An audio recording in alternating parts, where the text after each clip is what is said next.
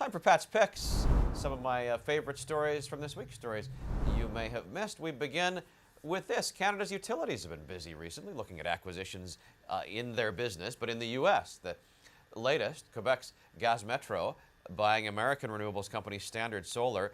Bloomberg clean tech and renewable energy reporter Chris Martin says there are Canadian utilities with a lot of money to invest, but not a lot available to buy in Canada. For the last few years, a number of Canadian utilities have gone south to invest in U.S. assets. Some for strategic purposes, others for just a different type of asset class. In Canada, a number of power plants are actually owned by government institutions, and there isn't much of an opportunity. So a lot of Canadian companies are seeing, energy companies are seeing advantages to coming to the U.S. And it's not just the energy companies. Canada's Brookfield Asset Management made the largest ever deal for operating wind and solar farms this week by expanding its stake in Terraform Power. Pick number 2, Ford Motor Company testing 3D printing for car parts. Check this out. Ford's the first automaker to try out this technology in a big way. The machine is called the Stratasys Infinite Build 3D printer.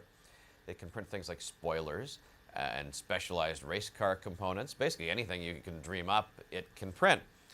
These parts are lighter than traditionally manufactured parts. That may help to improve fuel efficiency. The new 3D printer system is housed at the Ford Research Center in Dearborn, Michigan. We should note on this, 3D printing is not fast enough yet for high volume manufacturing, but Ford says it is cost efficient for small production runs. So nobody stepped up with a bid to buy Toronto's Trump Tower, which means the court-run sale of the Toronto downtown high-rise will likely fall to its main debt holder, that is JCF Capital ULC.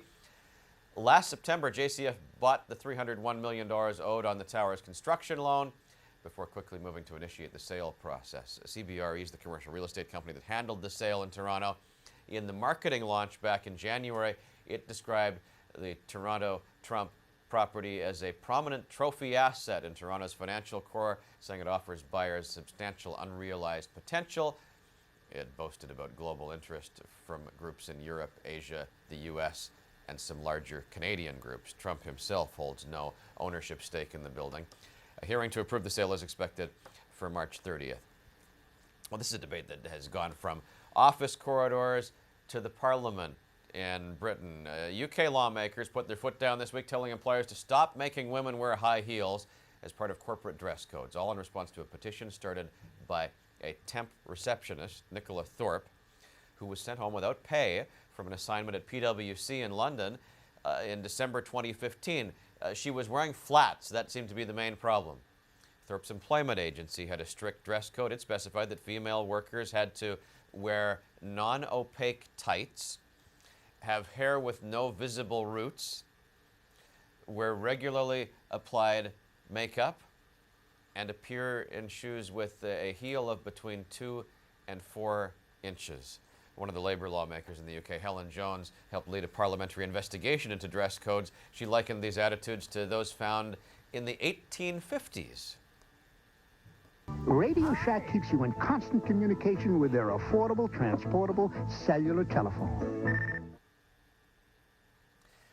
Radio Shack was on the cutting edge of cell phones when that ad was made, circa 1990.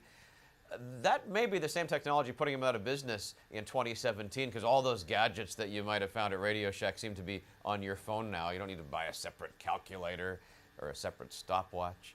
The company filed for bankruptcy in the U.S. this week, the second time it has done that in 2 years. 200 U.S. Radio Shack stores will close. The company will evaluate options on 1,300 more stores.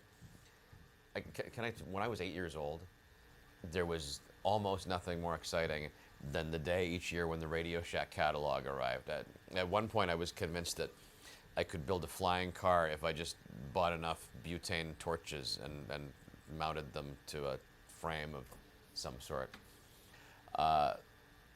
Anyway, Radio Shack's not what it used to be. Should make it clear, these are American Radio Shack stores. The old Canadian Radio Shacks are now the source, and those are owned by BCE, unaffected by this.